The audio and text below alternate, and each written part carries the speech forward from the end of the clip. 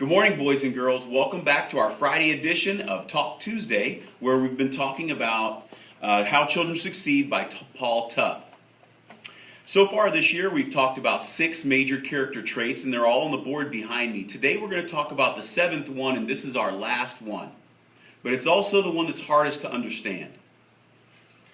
This one's called social intelligence. Bam. Social intelligence is the ability to find solutions during conflicts with others.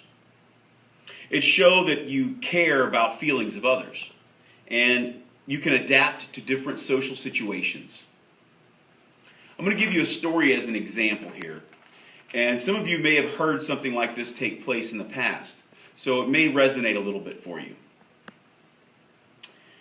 3 12-year-olds are heading to a soccer field for gym class. 2 athletic-looking boys are walking behind and snickering or laughing at the third, a somewhat chubby classmate. "So you're going to try to play soccer?" one of the 2 says sarcastically to the third, his voice dripping with contempt. The chubby boy closes his eyes for a moment and takes a deep breath. Then he turns to the other 2 and replies in a calm, matter-of-fact voice, "Yeah, I'm going to try, but I'm not very good at it."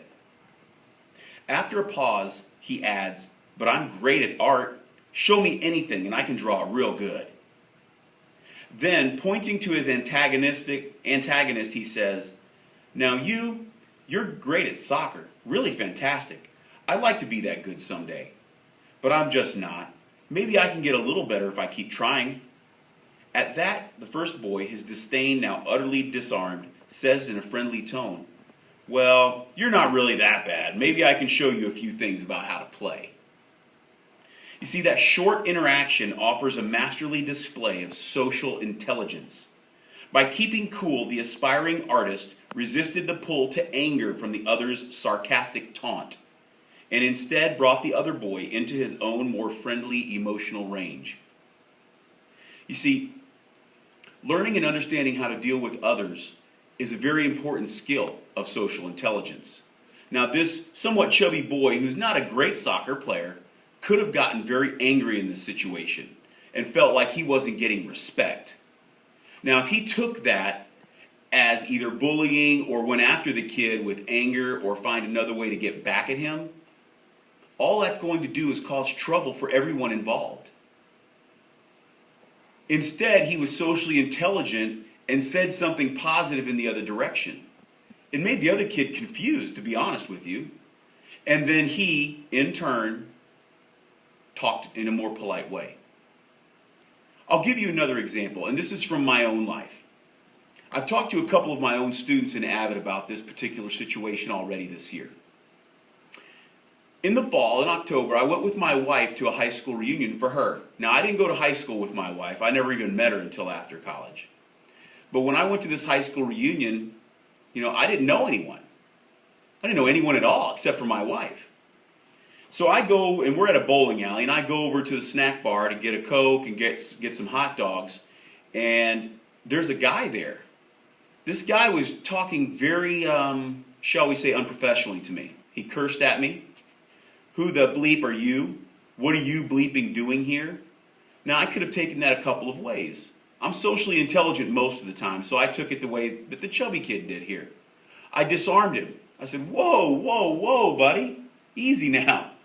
I'm just here trying to have a Coke and a smile just like everybody else. Why you got to talk to me this way?"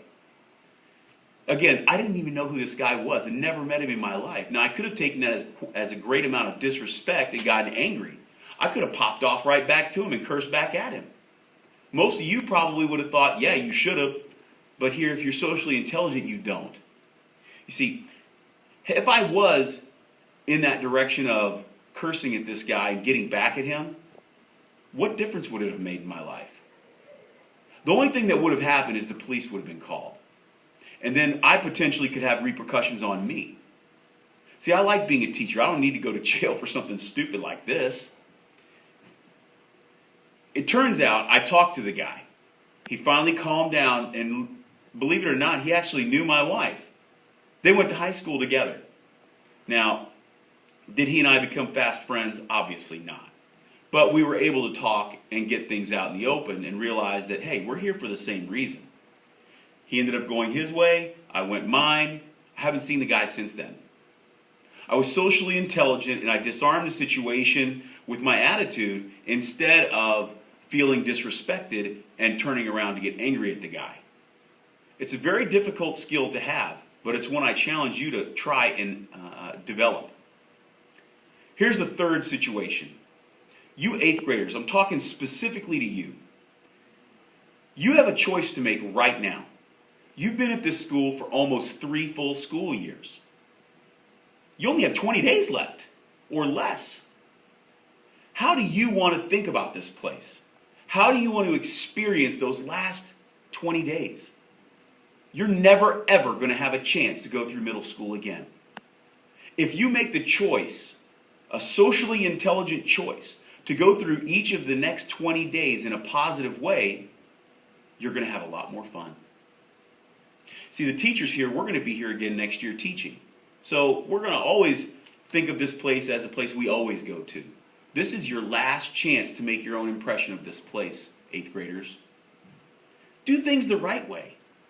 Be allowed to go do the things that you want to do. Have fun. Look around the hallways. Look around everywhere that you go in the cafeteria and feel it and experience it, because this is the last chance you have. There's no sense in finding ways to get yourself into trouble the last 20 days. You should want to enjoy yourself. Suck in the experience. Have the zest and really absorb what's going on around you. You're going to miss middle school. You might not think that right now, and some of you are probably going, no, I'm not. But I'm telling you, there are things here that are good, things that you'll miss. Try and develop some social intelligence over the next 20 days so that you can enjoy and relax and have a good experience here at Vivian Field. As a matter of fact, have a magical experience. I want to thank all of you for joining me on Talk Tuesdays. I think we're going to have one more next week. And I want you to always think about these 7 character traits. Try and bring them into you. If you can be successful with these, I promise you, you'll have greater success in life. It's not just about learning in books. It's about learning how to act and behave around others. Thank you all very much. I look forward to seeing you in the halls.